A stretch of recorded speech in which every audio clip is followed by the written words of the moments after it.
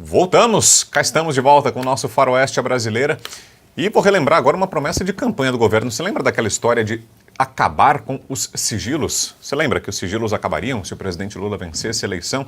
Pois é, mas a notícia de hoje é a seguinte: o governo impôs sigilo de 100 anos à declaração de conflito de interesses do ministro de Minas e Energia, Alexandre Silveira. Vale lembrar que todos os ministros são obrigados a entregar o documento quando assumem o cargo, devendo informar ao governo se parentes de até terceiro grau exercem atividades que possam suscitar conflito de interesses com sua atividade. Esse documento também deve relatar o exercício de atividades privadas no ano anterior à posse e ainda bens e atividades econômicas que não estejam detalhados na declaração do imposto de renda enquanto pessoa física. Mas a declaração desse que você está vendo aí na tela, o ministro de Minas e Energia, Alexandre Silveira, agora entrou em sigilo de um século, 100 anos de sigilo.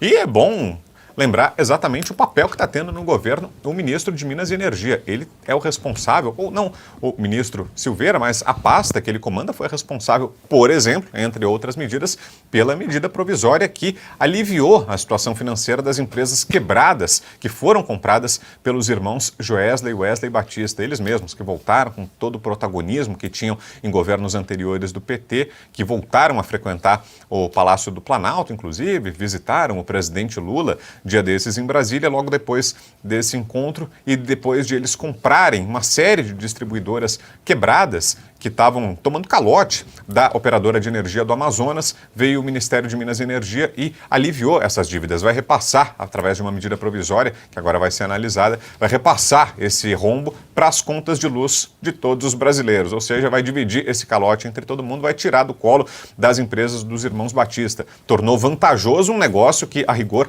não tinha vantagem nenhuma, que não gerou interesse de outras empresas privadas, mas aí a Âmbar foi lá e fez essa compra. Dias depois veio a edição dessa medida provisória. 2 dias depois, né, Ana? E ele foi ao Congresso Nacional, o ministro foi chamado ao Congresso Nacional para prestar esclarecimentos e se defendeu dizendo que foi uma coincidência. Foi essa a explicação apresentada pelo governo. Ô Marcelo Bella, e essa história não ia acabar o sigilo ou estou enganado, hein? Na realidade, eu me recordo do Jair Rodrigues, sabe? O Jair Rodrigues, um grande cantor da música popular brasileira. Meu pai era muito fã do Jair Rodrigues, eu também. E tem uma música do Jair Rodrigues que ele fala o seguinte: deixam que digam, que pensem, que falem, deixa isso pra lá, vem pra cá. O que é que tem? Eu não estou fazendo nada, você também. Num país da Faz fantasia. mal bater um papo assim gostoso com alguém? Acho que esse trecho vale também, né, mano? Pode parar nessa estrofe, porque os irmãos Batista se encontram com bastantes amigos. No Brasil de hoje, a gente se lembra daquele seriado A Ilha da Fantasia, né? Que a gente chegava lá e vivia um personagem e tal. Então me parece o seguinte: tem vários integrantes hoje desse palco político que estão lá vivendo personagens, né? Estão vivendo personagens em função de um roteiro maligno, né? Contra o próprio país, né? Nesse país Brasil fantasia, quem cala a boca não vaia, do verbo vaiar, Roma. E eu tenho a sensação, Marcelo, tem linha com isso que você está falando, que o governo talvez contasse com uma certa benevolência ainda maior, não estou dizendo que não haja, mas talvez contasse com uma complacência ainda maior da imprensa em relação ao governo. Uma complacência da forma que estava até durante o período eleitoral, mas foi ficando de tal forma constrangedora essa situação que vários veículos, para tentar vender uma imagem de mais isenção e recuperar a credibilidade que perderam, passaram a fazer matérias como essa, a tentar encontrar no governo os casos de corrupção, o escândalo do Arrozão, tudo isso que a gente está trazendo parte da imprensa, claro que uma proporção muito menor, não está estampando as manchetes dos jornais, não foi destaque no Jornal Nacional, o Fantástico não vai fazer matéria de 5 minutos sobre isso, mas de forma discreta, para tentar aparentar esse estado de institucionalidade e normalidade nas relações com o governo, a imprensa passou a reportar casos como esse, das negociatas dos irmãos Batista com o governo federal, do sigilo de 100 anos colocado aí no documento do ministro de Minas e Energia, e talvez o governo tenha sido surpreendido por isso, esperava que teria uma postura ainda mais passiva da imprensa durante esse governo, que iria se manter aquilo que permitiu a eleição, aquela conduta da imprensa que foi proibida e aceitou pacificamente, proibida de relembrar, por exemplo, o histórico de corrupção do Lula, relembrar as amizades dele com ditadores latino-americanos. A imprensa aceitou essas decisões que vieram do judiciário sem impor qualquer questionamento. Na verdade, talvez nem fosse necessária, né, qualquer ordem da justiça, porque esses assuntos já não eram tratados. Lula foi reverenciado como um grande estadista durante o período eleitoral, tratado como alguém que, nas palavras do William Bonner, não deve nada à justiça, e talvez o governo contasse com isso, com essa cumplicidade com a imprensa que não está acontecendo. Então talvez isso também seja fruto, esse tipo de medida nada republicana, essa contradição gritante. Veja, o presidente foi eleito dizendo que não ia ter mais sigilo, criticando o Bolsonaro nos debates porque botou sigilo no cartão de vacinação, e aí vem durante o governo e declara o mesmo sigilo de 100 anos, o mesmo instituto que tinha criticado tanto, talvez porque contou com a possibilidade de que não ia ser descoberto, que isso ia acontecer e ia ficar assim mesmo, isso ia ser varrido para baixo do tapete. É o que está acontecendo ainda, vale dizer, há uma tentativa clara, não estou aqui fazendo nenhuma defesa dos veículos de comunicação não, mas ficou de tal forma constrangedora a situação que essas informações aos poucos começam a vir à tona, e a gente aqui conta também com você aí que assiste, com você que nos apoia aí na audiência, para divulgar, levar isso adiante. A gente faz a nossa parte aqui. Diga, professor, estava querendo falar? Não. Achei que o senhor estava levantando a mão, perdão. Diga, Marcelo. A sua fala que você comentou. Na época do meu parente Orlando Dantas, jornalista de esquerda, né, vejam só você como as coisas mudam, né? Ele ganhava dinheiro com o seu jornal, né, fundador da Gazeta lá de Aracaju, ele ganhava dinheiro vendendo notícia, vendendo jornal. Hoje, infelizmente, os institutos de imprensa ganham dinheiro com verba governamental. Não precisa mais vender audiência, não precisa mais que a notícia seja relevante. Perfeito. O deles já está garantido. Então, ou seja, se eles têm uma fonte de renda, que é o próprio governo que paga essa verba, por que eles vão contra o governo? É por isso que o senhor e a senhora não veem com constância essas notícias da imprensa. Exatamente. Agora, tem coisas que você não consegue esconder. Tenta colocar um bode na sala e vê se você consegue fazer com que ele fique imperceptível. É impossível. A hora que você tira o bode, você fala, nossa, que alívio. Marcelo, mas faz parte de todo esse grupo. Eu vou fazer uma analogia, eu peço pelo amor de Deus que ninguém diga que eu estou fazendo uma acusação, apenas uma analogia, tá? Alguns veículos de imprensa começaram a noticiar algumas falhas do governo. É apenas uma analogia, pelo amor de Deus. Mas eu lembro que durante um certo período, sempre que se fazia o combate ao tráfico de drogas, do nada aparecia um caminhão com 60, 100 quilos de cocaína ou de maconha. Qual era a jogada? Você indica aquilo que é o mais leve, para desviar a atenção da polícia para lá, enquanto as toneladas passam por outro lugar.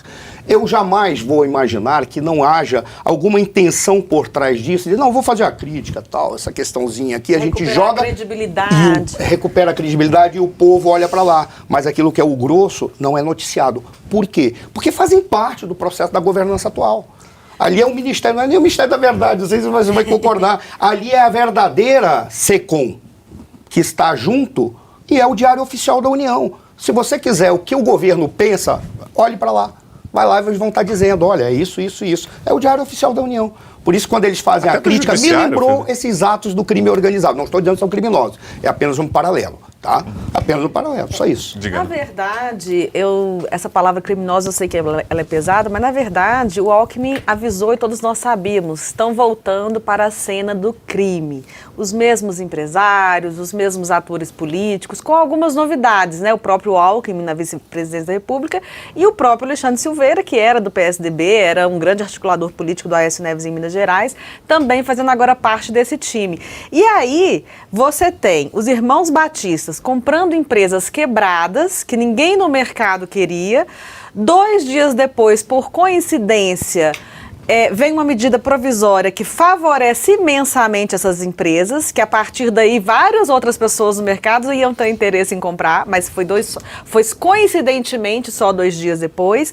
Nós vamos pagar essa conta e o chefe da pasta que emitiu essa medida provisória, uma semana depois é declarado sigilo sobre esse documento dele. Quer dizer, é muita coincidência ao mesmo tempo, né? E toda aquela estrutura que aconteceu, que foi descoberta, foi provada na Operação Lava Jato, ela está toda aí de novo, voltou toda para a cena do crime, os mesmos empresários, os mesmos nomes, como se nada tivesse acontecido. Tem uma fala, um trecho de um dos livros do George Orwell que fala o seguinte: quem comanda, me ajudem aqui quem sabe, quem comanda o presente, quem controla o presente, controla o passado. Quem controla o passado, controla o futuro. Então, essas pessoas que estão hoje controlando o presente, o governo federal hoje no Brasil, estão tentando reescrever a história, dizendo que aquilo não aconteceu. Por quê? Aí eles mudam o passado e aí eles podem construir o futuro que eles querem. Isso não vai acontecer. A Lava Jato aconteceu, voltaram para a cena do crime, estão destruindo o país e a população, muito por causa das redes sociais, não vai deixar isso acontecer. Ana, que coisa maravilhosa. Desculpa interromper. Olha que coisa maravilhosa que você trouxe quando você falou dessa questão de quem controla o presente, controla o passado, quem controla o passado, comanda o futuro ou controla o futuro. E eles realmente reescrevem. Vou citar um fato, no momento que eu estava dando consultoria, minha empresa dava consultoria, entraram em contato conosco acerca dos investimentos de empresas brasileiras na África. Para que nós, por favor, auxiliássemos para entender qual era o montante, quais empresas já estavam há muito tempo, se Petrobras estava lá, Empreiteira estava lá há muito tempo na África. Aí nós falamos, olha, nós não vamos fazer uma cobrança de você, porque isso tudo está no Ministério basta você acompanhar o Ministério das Relações Exteriores, você entrar lá na Paz, pega o histórico e você vai saber tudo aquilo, que seja a Agência de Promoção de Comércio Exterior, seja o Ministério. Aí veio a seguinte resposta, nós tentamos, mas não tem. Aí nós resolvemos entrar para confirmar. Só havia informação, estou falando é 2005 mais ou menos, 4, 5, sei lá. Só havia informação sobre os investimentos do Brasil na África a partir de 2003. Não tinha informação anterior. E a justificativa é que o site estava sob reforma. Por isso eles estavam botando os documentos de uma maneira que fosse mais acessível. No entanto, só havia informação a partir do momento em que Sua Excelência, o presidente Lula, tinha assumido o primeiro mandato dele. Ora, coloca uma lacuna no passado e deixa as pessoas esquecerem porque não tem. E a partir daí, eu digo que foi o passado. Eu posso simplesmente dizer que nunca teve na história do Brasil tanto investimento na África como teve agora. Por exemplo, se ninguém sabe o que está acontecendo, é exatamente isso. Cai com uma luva. É o modus operandi dele. 100 anos para essa porcaria aí? Pelo amor de Deus, o cara está brincando com a gente. Porque isso é exigência da sociedade, do Estado Democrático de Direito, que o governo tenha transparência para todos os seus atos. Ponto final. E vamos combinar, professor, é muito mais importante saber, por exemplo, se o ministro de Minas e Energia tem na sua atividade privada algo que conflite com o cargo atual dele do que se o presidente tomou ou não vacina. Eu, pelo menos, me preocupo mais com isso do que com se a vacina está sob sigilo de 100 anos, não me interessa. Mas isso aí é importante porque pode dizer muito sobre decisões de governo que estão sendo tomadas.